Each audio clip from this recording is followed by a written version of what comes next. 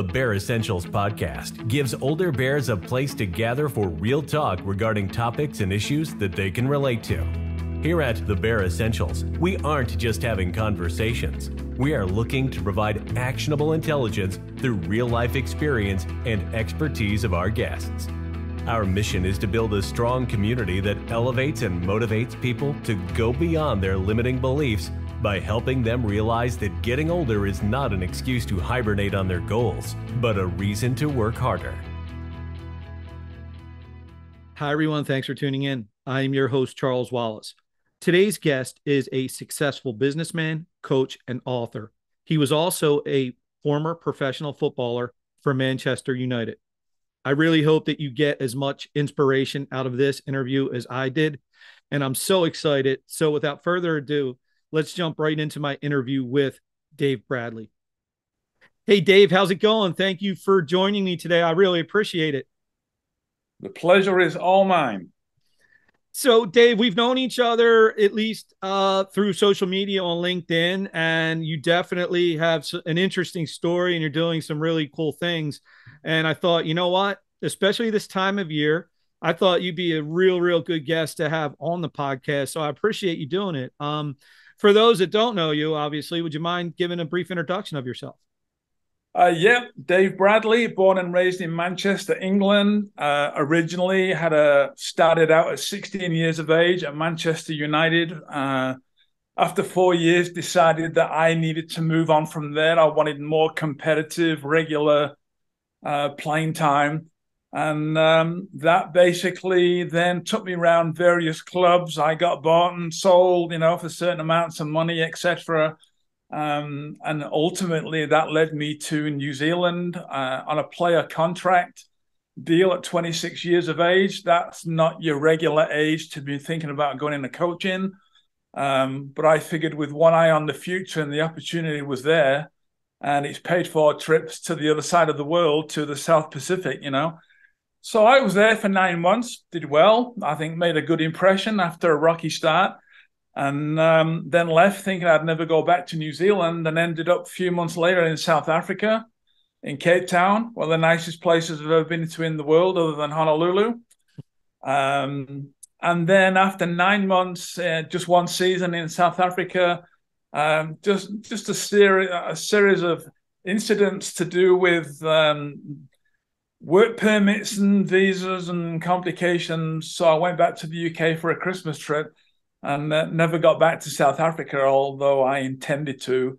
But look, everything happens for a reason, Charles. I think you and I are of a certain vintage, let's call it the point of wisdom. We got more wisdom in our lives than we've ever had. When we're a bit young and free, we go chasing the dream. We just go banging on doors. We walk through. We worry about the consequences later on, and I ended up back in New Zealand, which I never ever thought I would do as a player coach at 28 years of age. And something happened to me that never happened before in my whole life. In my career, I got fired from the coaching position. I remember thinking, wow, I didn't plan on doing this. This is not a good feeling. That was right at the beginning of thinking, what am I going to do when I'm not involved in soccer? I thought that was natural to go into coaching, people skills, organizing, motivating, inspiring, whatever a coach is going to need to be. Then when I got fired, I thought, wait a minute, I've got people here that own this club that have never played the game, don't know what they're talking about, firing me. That did not make sense to me. And I want to put the future in my own hands and not in somebody else's. So I got out of that. And subsequently, at that time, I got another job selling life insurance. I was an aerobic instructor in a gym. I still had the playing contract. I just got fired from the coaching job. And I was at the gym one day because I had already started to think, well, how am I going to stay in shape when I'm not getting paid to stay in shape? And the guy at the gym said to me, do you ever look at other business ideas or ways of making more money? And I said, yes. And I look back now and think, why the heck did I say yes? I was already worn out doing what I was doing. And knowing what I know now, I look back and I think to myself, I was a dreamer. So I was always taught, say yes and work the details out later on. You can always change your mind. So I ended up meeting some entrepreneurs, and they told me they had a project that they were working on.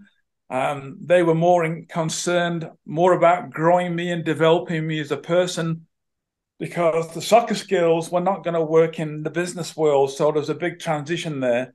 And it's subsequently come out now that anybody that has been big in sports themselves, the transition of coming out is really, really difficult. Not just financially, because these days they make enough money to survive or live really well or secure themselves. Not back in my day. The biggest problem is they go from knowing what to do every day, the camaraderie with players who are like-minded. We're a band of guys who are beating the drum and kicking the snot out of each other every day, even though, we know we're on the same team. And that's what you live for, and that's what you miss. You don't really miss the playing, you miss the locker room. But I had these entrepreneurs, and they just said, okay, you want to transition, we can help with that. We'll grow you. And in the next 2 to 5 years, with what we've got our hands on, you can be financially independent. And I didn't really know what that meant. And 4.5 years later, I was financially independent at 33 years of age. And then I left New Zealand. I met my wife, who's from Toledo, USA. In New Zealand at that time, as I was growing and developing and around the world at this point, being a speaker around the world, all sorts of different countries. And met my Toledo wife over there, got married, lived there 7 years, and moved over here 16 years ago. And here I am with a new project on my hands after being a full-time dad for the most time of being here. Man, Dave, you've really again, I knew you had such an interesting story, and I mean, even listening to you tell it, you make it even more interesting. And it's to me, it's really good, and I think it gives a lot of people hope, because I think for a lot of us, especially younger, older, I think a lot of us are still guessing each day, like what the hell we're going to do, So I think it shows that, we just keep at it. And I think you're a great example of just keeping at it. So I know from the time you started playing back for Manchester United, I mean, even I think over there, it's evolved somewhat, right? As far as, salaries, the way the game's played. Yeah. I mean, back during your playing days, who was your manager, and who was one or two of the, the top guys back then when you were playing? Okay, so I was at Manchester United between 74 and 78. The coach or the manager, as we call him at the time, was a guy called Tommy Doherty, and he's a Scottish guy. We won the FA Cup. We got beat 1 year in the final and went back the next year and then won the FA Cup as a club.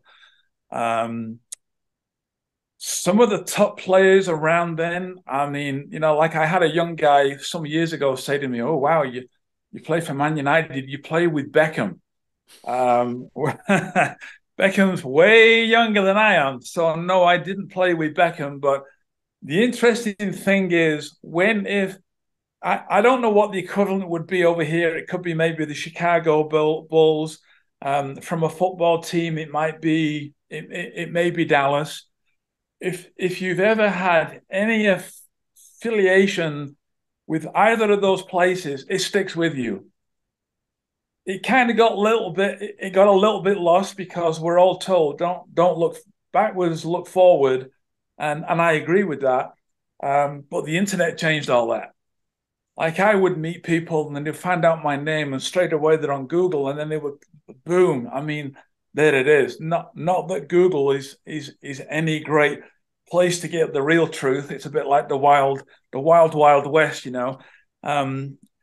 But to be honest with you, since the internet came, when I moved over here, it was not a big deal. All of a sudden, a few years ago, people got access to the internet more through these, through the different mediums that you and I know about. And all of a sudden, my whole past started coming out. Luckily, it was a good one. Mm-hmm. Because our past is not always a good one. We like to forget about that. So it's definitely, I wouldn't say it's opened a lot of doors, probably inadvertently or not purposely, because once someone finds out you've been at a soccer club, Manchester United, for 4 years, it doesn't matter what you did, how old you were, how long you were there, whether you were good or not. The fact is, and I had to get used to this, I'm like, oh, no, it wasn't that good. It wasn't that good. And people will go, I don't care. You were there for 4 years at Manchester United. I go, okay.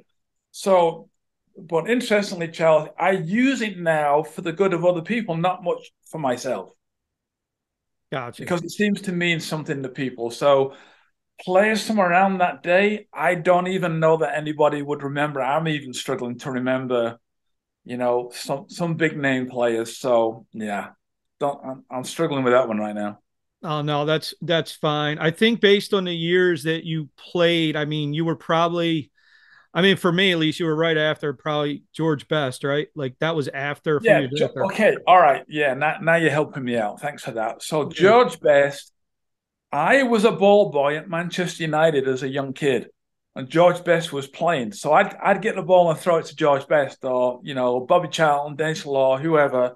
Mm-hmm. These have all got statues at the front of Old Trafford Stadium, which ironically they've called the Theatre of Dreams. And I'm all about, you gotta have dreams. You have gotta have dreams. People die with dreams, unfortunately, because they don't go after them, they don't make a plan, set goals, all the stuff. Yeah, I don't think we're here to talk about that, but the theatre of dreams, wow. And if being there as a young kid, if nothing else, it gave me not just the physical platform, but the mental toughness platform as a springboard for my future life, whether that was soccer or football, as we call it, or business. So my mentality is, I'm a dreamer. I left school at 16 to join. I didn't fail my exams because I didn't take any. You don't fail what you don't take. So I have zero academics, which I think was a good thing because sometimes academics can slow us down. Mm-hmm. So the real academics, if we can call an academic, is when I finished playing soccer and I got around this group of people in New Zealand, Australia, who were connected to American entrepreneurs who frequently came in and out of New Zealand. That became my real learning curve because they were very strong on personal, professional development. They had us on an audio a week, a book a month, a seminar a month. That was the staple development program. And at the time, I thought, this is really weird. But back in the mid to late 80s, I'd already read Magic of Thinking Big, Think and Grow Rich, How to Win Friends and Influence People, Cyber Kinetics, like all sorts of stuff now that people go, oh, wow, here we go. I recommend this. And I hear people talking about things, which is great. But I was introduced to that 30 years ago or more. So they were ahead of the time. And I think that took me ahead of the game. And I remember being in Hawaii one time, sitting down with the guy. They ran these guys ran a promotion. I couldn't afford to go to Hawaii in those days. And the guy just said to me, okay, we're running a promotion. The people that qualify, you're going to get a paid for trip to Hawaii. And all the leaders of the world in this particular organization, which was basically called IDA, which is International Dream Builders Association. Now, back in those days, if you mentioned that name, people would laugh. I just said it to you and you're going, wow, great name. Mm-hmm. Things have changed. The whole development thing is more mainstream. Oh, absolutely, Dave. And I mean, obviously you and I see it a lot because you're on LinkedIn. I'm on LinkedIn. I mean, I would say that LinkedIn, it's almost like an academy. If you honestly, I think just from people posting, we learn something different and new every day. And it's really a great thing. So you have your career in football, obviously. And I mean, I'll be totally transparent. I didn't learn about the football until after I wanted to have you on the show. And the bigger reason I wanted to have you on was because I saw a video of you. You were doing some squats on like a Bosu ball. Yeah, And yeah, yeah, and I yeah, see you always talking about like anti-aging, things like that. And I was, yeah, starting to get my schedule for this year. I'm like, I want to have that guy on because, I'm in my yeah, 50s, yeah. how do you go from football into some of the things you gave a little bit, but like some of the things that you talk about and that you've done in the anti-aging, things like that, like how do you start to go into that? Was that always an interest or did it come along after? Okay, so the group of business guys I was introduced to in New Zealand, they were marketing at the time out of America some high end. This is a long time ago. High end um, supplements, vitamins, minerals, whatever you want to call them, but they were all plant based, etc. And that kind of was part of what the business model was. The product was health, wellness, which kind of appealed to me. There's a lot of other stuff as well, but I kind of focused on that. And having come out of professional soccer, I'm thinking, wow, like how am I gonna stay in shape? I don't want to end up, where a lot of ex-players do because you lose the discipline. So by being introduced to those people, I ended up with a guy who was the same age as me. He's only 5 days older than me. And back in those days, we were only, late 20, early 30 people. And he became my mentor. At the time, we didn't call them mentors. We called them coaches, or basically, you would sit down with them and say, you would get counseling, which today might mean you've got a problem. Back in those days, we didn't have a problem. We just needed someone that could mentor us. And I related to this guy because he was a professional triathlete and was like basically up there, number 5 and number 6 in the world in his age group. So I related to him, and he was the one that started mentoring me on how to grow, how to develop, how to be how to build the dream, how to set goals, how to get the finances right, all this stuff, which is ironic because he was the same age as me. And I thought, how am I going to listen to somebody who's the same age as me? But he was my age, but he was financially independent and I wasn't. And I wanted to be financially independent.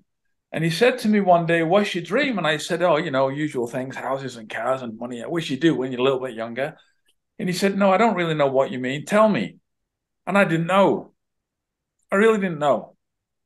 And what it boiled down to, and it took me quite a while. You don't just find a dream overnight and go, okay, there we go. I had to work on it. I had to read. I had to listen. I thought I had to find out, who am I? I didn't even know who I was then. I don't think you know who you are in your 20s and 30s. I mean, it changes, right? So what he helped me do was find out, who am I and what do I want and what do I want to stand for? And I remember saying to him, I want to be free. He says, what does that mean?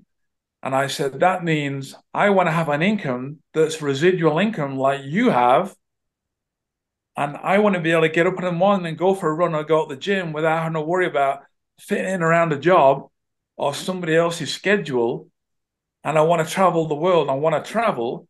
And I said, I want to run in some of the most beautiful places in the world. I want to run in Honolulu. I want to run in Ghent, Belgium. I want to run in Holland. I want to along the Thames in England. I want to run in Miami. And these are all places that I ran. I want to run around Sydney Harbour, Australia.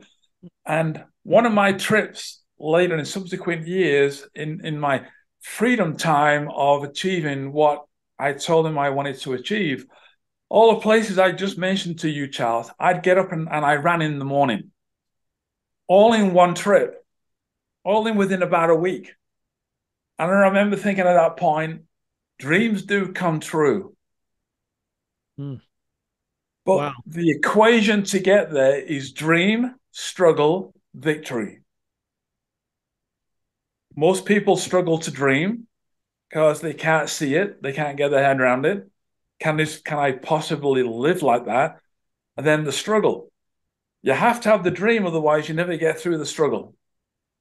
If the struggle is bigger than the dream, it ends. But you've also, with the dream and the ability to get through the struggle, you focus on the dream, not the struggle. The dream's got to be bigger than the fear. The dream's got to be bigger than the struggle. The dream's got to be bigger than being uncomfortable. We have to be uncomfortable. Nothing happens in a comfort zone. We know that. I've tried it in the last couple of years. It's not particularly profitable. So, but you've got to have the vehicle.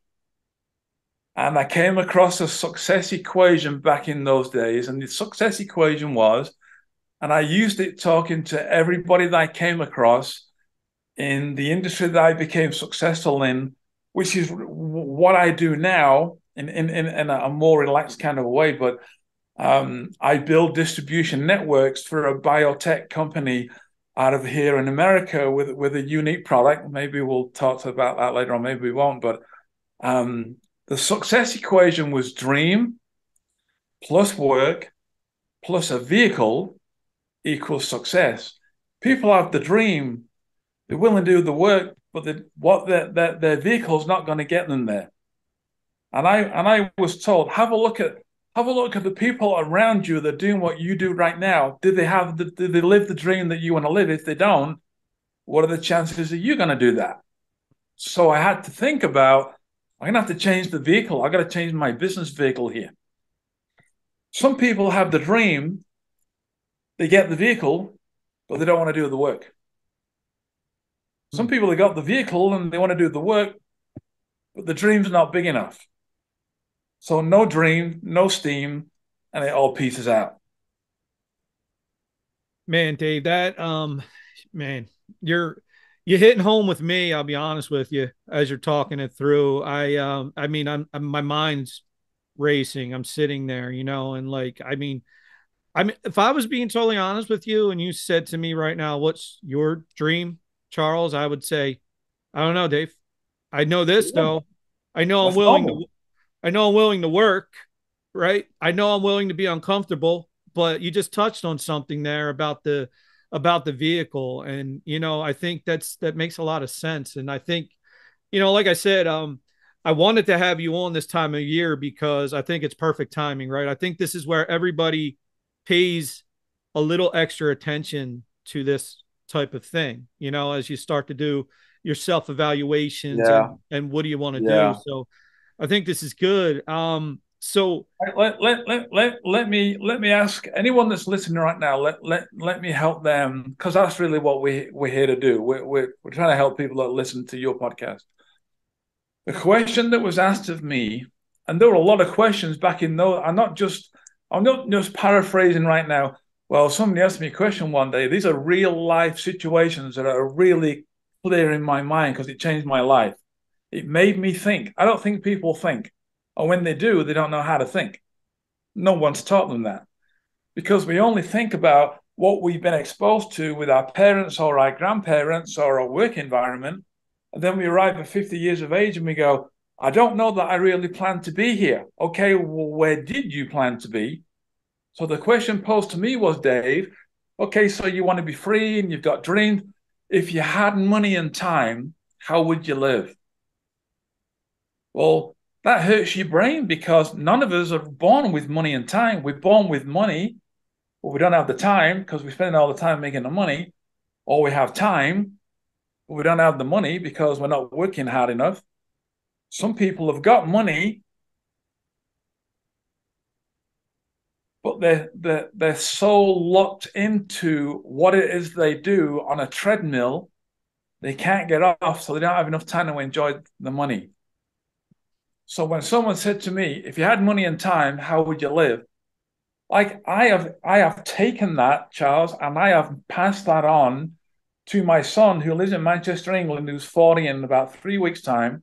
He's an entrepreneur, financially independent, and he saw the way that I lived and what I did. And we weren't always in contact, by the way. That was another marriage in England. And that was followed by a marriage to somebody from South Africa when I was living in New Zealand. So I've been married to my American wife now for 22 years. I finally got it right. So, let's not look at anybody and think anybody's perfect. We're not a chance in the world. But I said to my now nearly 21, I shared a birthday with my oldest daughter. And in a couple of weeks' time, she's 21. When she was born, I remember thinking, wow, the day she's 21, I'm going to be 65. Thinking, not to worry about that. And it's here in 2 weeks' time. In 2 weeks' time, I'm 65. But where I am right now, I didn't arrive by default. I planned to be here. And one of them was that question that I now ask my eldest daughter, the youngest one who's 18, maybe a little bit early for her, but it seems like she's got it all worked out. She knows what she wants to do, and she's got it all together, unlike most of us at 18. The question to my now nearly 21-year-old 4 years ago at high school was, somebody's going to come and sit down with you, and they're going to sit in front of you and say, what do you want to do? What job are you going to have? It's the wrong question. It's a well-meaning question, maybe. But the question is not, what do you want to do when you're 18? The question really should be, as was posted to me at 29 years of age, how do you want to live? How do you want to live, Olivia, to my daughter? If you and I now called my daughter up in Hamilton, Alabama, in her third year in college at ministry school, Ramp School of Ministry, and all I would say is, Olivia, what's the question? And she would tell you, how do you want to live? Wow. People talk about it's not what you leave your kids, it's what you leave in them. So true. You're full of wisdom. I'll say that. So let me push on it a little bit. Yeah. It seems like an easy enough question. And maybe it's because I'm older now, right? But when you say that to a guy like me at 50, how do you want to live, right? Maybe I'm preconditioned by the way I've already lived, right? So what would you say to somebody now who may be a little older? How do you want to live? You kind of mentioned it. It's the way we think. How do you change the thinking? How could somebody like me change that thinking to get through the way I'm kind of conditioned now to really work through that question and answer? Okay, so when I arrived in America 16 years ago, I came over thinking, I'll do this and I'll do that and I'll do that, and it wasn't really working. I wasn't finding anything. I wrote a book called "Build Your Team, Build Your Dream," and the foreword was by Zig Ziglar's daughter, Julie Ziegler Norman. The reason why she did that was because he died in the process, and we thought we may get him to do it, but that didn't work out. But in the 16 years I've been in America, most of that time I realized nothing's happening. I remember sitting down being frustrated because we think we should always be doing something. And I missed being around my son when he was growing up because of the situation. And I didn't want to make the same mistake with my two young daughters at the time. I remember banging on the chair I was sitting in, and my wife was in the bedroom. She said, "What was that?" And I said, "Oh, nothing." I don't even know whether she still even knows this story. I was so frustrated because I couldn't get my teeth into something. And I have a strong faith, and I specifically remember God telling me back in the day, I would think, this is what I thought of. Now I know I'm not capable of those kind of thoughts. God planted a thought in my mind at that point, and he said, why do you want to keep running away from your girls and doing something? Why don't you just accept the grace that I'm giving you and be a full-time dad? Not a single dad, a full-time dad. So for the most part of my kids' school years, I've been a full-time dad, and I've been available for them both physically, mentally, emotionally, And the difference that we see in girls, especially girls, I think for the reasons we all know about, the security and the self-image and the confidence of my girls, because they had an available dad 24/7, and they knew that. And they used it, and I never complained about it, because the number one priority for me was them. Second was my health. Third was business. Now, why is my health more important than business? Because without my health, I don't have a business. I don't even have a life. So to answer that question, so we don't miss it, and I don't get accused of not answering the questions that you were asking me, how do you end up in the fitness realm? How do I get to stand on a ball and do squats, throwing a ball at the wall, catching? I don't know whether I did that. I think maybe the one you saw, I tried, it was the wrong ball and it just flopped on the floor. But I add that in because it's a different dynamic. I don't recommend people do this, by the way. It's like, don't do it at home is basically what I'm saying, on your own. But my body, over the years, after playing soccer and running around the world, whatever I was doing, the body started to break down a little bit, because I was listening to your podcast with your brother just before I came on here, actually in the shower. And he was you were talking about interesting things. And there's one thing that jumped out at me. It doesn't matter what gym you go to. It doesn't matter how good a runner you are. If you don't know how to work your body so that you're not damaging it in the long term, then we're eventually in time going to end up with problems. Whether that's because we've done some physical damage, or we were doing things incorrectly, or we all suffer from this disease called aging. Aging does not give us a disease. The aging and not addressing problems that comes with aging is what gives us the problems. So after being a full-time dad over here, I started to implement a few things, thinking, okay, what am I good at? I know exactly what I'm not good at, and that's most things, to be honest with you. And that's the real truth. What I'm good at is I have energy. I still have dreams, but I've had to bring myself out of the dream closet and come back out again, because I was a full-time dad. I wasn't looking at pounding away at getting more dreams.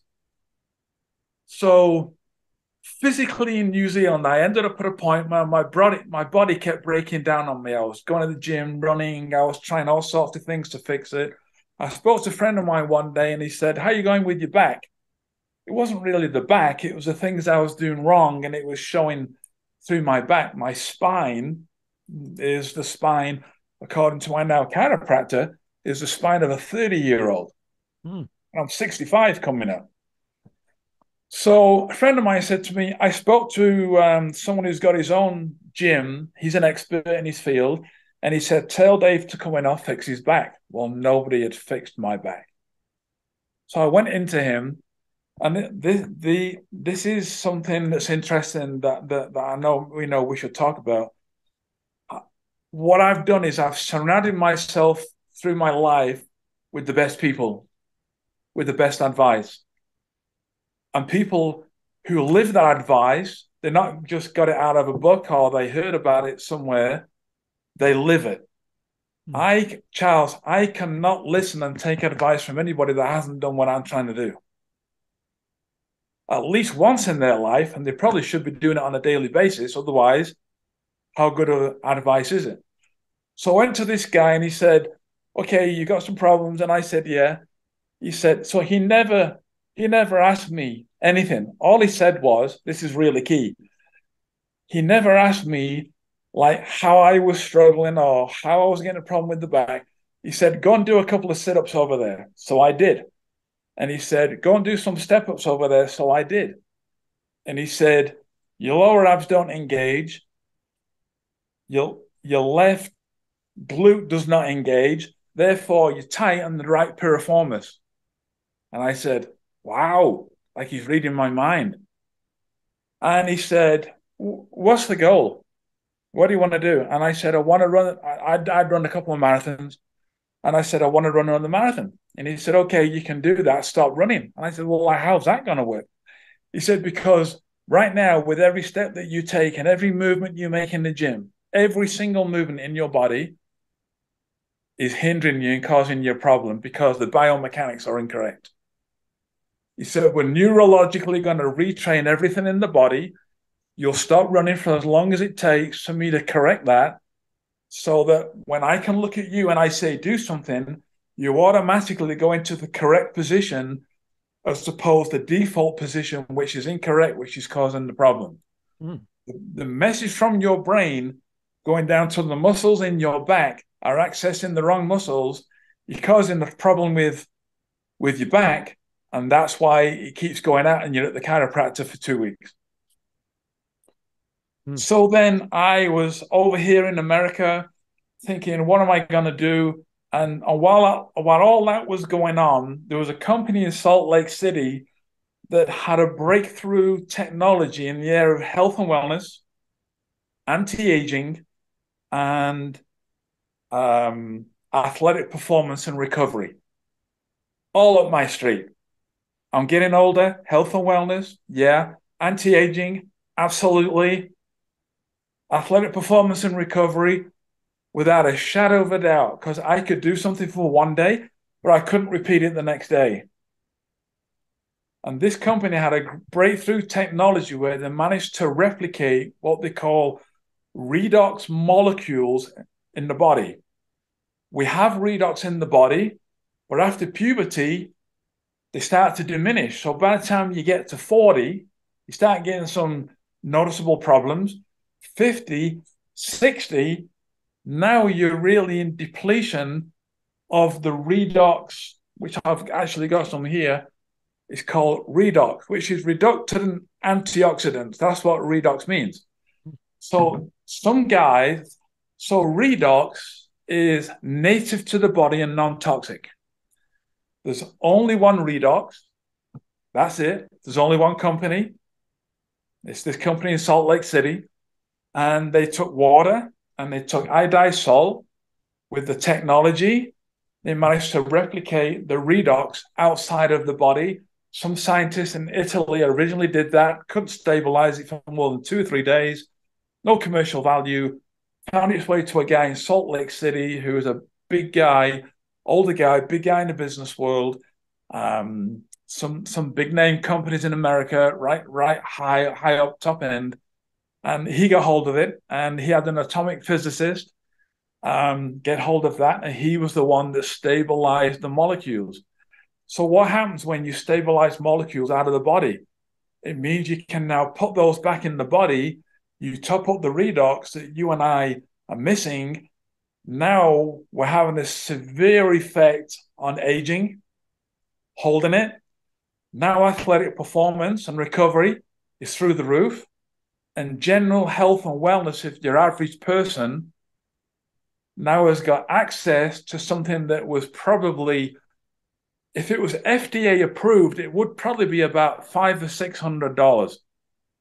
But it's only just over $100 on a monthly basis. Not that that's relevant to the conversation right now, but because this guy took a hold of it, had it in the market trying to find out, is it going to help people, which it did. They were giving out to people for nothing. And this is basically inadvertently how it came to me.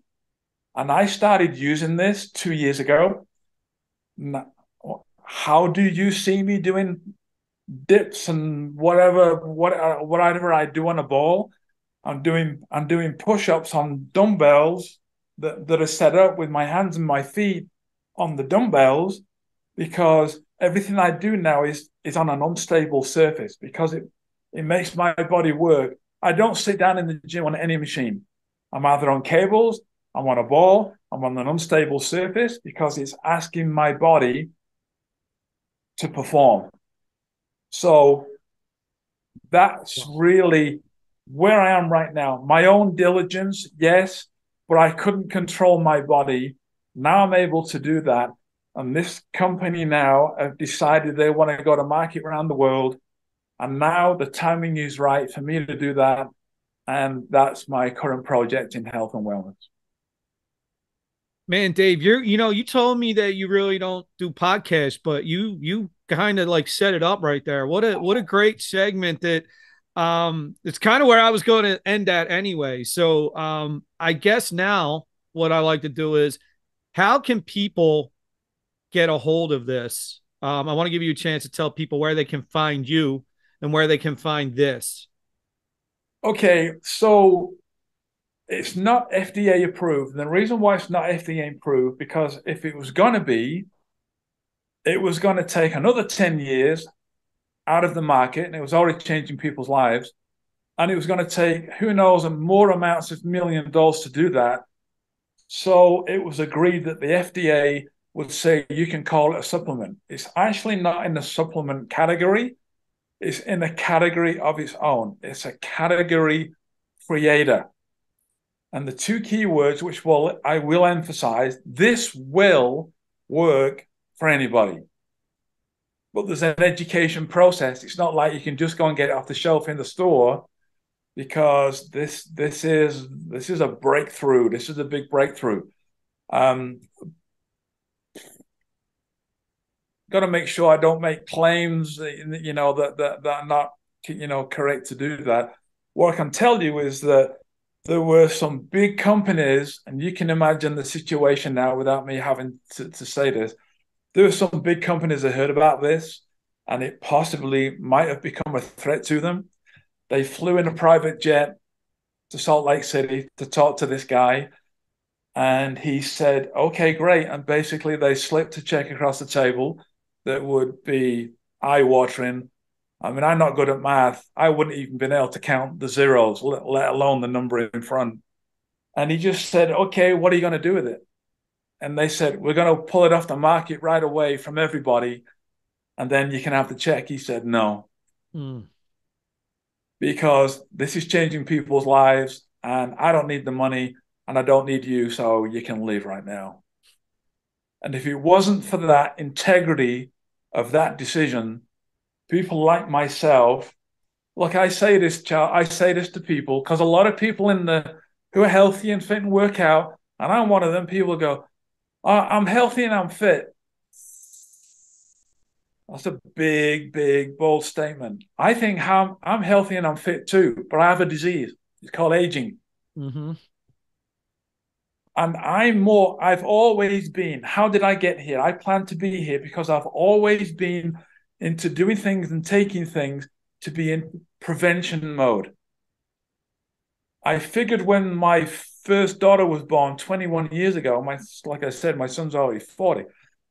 When I looked at my two young girls, the first thing I thought to myself was, I'm already over 40, and I'm looking at two young babies, like 3 and 1, and I'm thinking, I got to be around here, not just till they get to 21 or 18. I'm talking another 35, 40 years. I used to think that getting to 80 would be a good age. Now I'm seeing people die 80 thinking, that's too soon.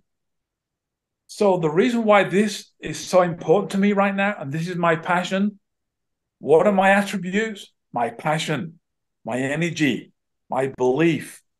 And people want energy.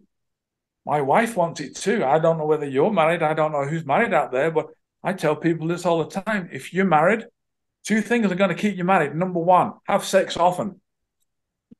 Not for the sex. Everything that goes around that, because you're not having sex with your wife. If you've got a problem in the relationship, I know because I've been there. That's the first thing that stops. It stops. You don't touch hands or feet in the bed. That's where it stops. If you're in that position right now, that's a potential problem. Women want sex, not the one that you and I are talking about. We would wish, we would hope, but they want sex. SEX, success, energy, excitement. They need some of that in their lives, and that's what you and I bring to the table. And we can't do that when have you ever bent down to pick up something, Charles? Remember those days when you picked up, no big deal, and you used to hear your dad or your grandparents doing it? Mm-hmm. And now you are at a certain age and we go, oh yeah. If you're doing that, you got a problem. Yeah, no, That's the problem. So people say to me, why am I using Redox? It's easy. I'm in prevention mode. Prevention from what? I don't know, but something's coming.